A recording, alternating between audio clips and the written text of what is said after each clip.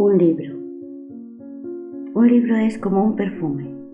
fresco, sensual y atrevido, donde vas dejando en la trama, a través de sus leídas y usadas páginas, como al azar, pequeñas partículas de esencia,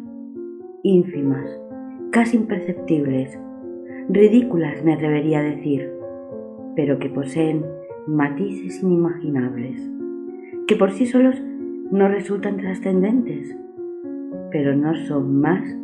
que una leve y sutil pincelada de lo que un día será una creación completa, interesante y terminada. No obstante, cuando se van uniendo a lo largo del relato, con el ensamblaje adecuado, son en realidad la columna vertebral de la historia, el eje desde el cual los personajes, como títeres caprichosos del autor, van expresando, divertidos y en movimiento, a su alrededor, pues sin ellos no habría sido posible la culminación de la obra, la coherencia y la atractiva sensualidad que atrapa al lector, impulsándolo a leer más y más. Al final, oh Señor, al final, se queda prendido en el cuerpo, como una capa oleosa que se confunde con la piel, como si de un perfume particular y brillante, inimaginable se tratara.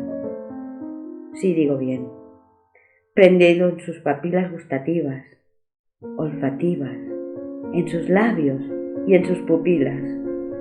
como el poder del embrujo misterioso que permanecerá cautivando por siempre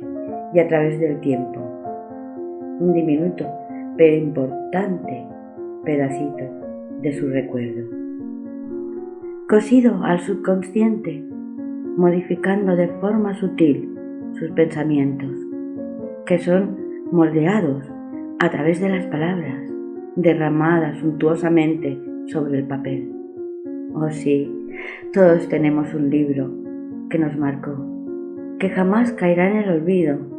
que vapuleó nuestro más íntimo ser y nos enredó a través de sus palabras, quedando prendido en el corazón, en la mente y en el alma.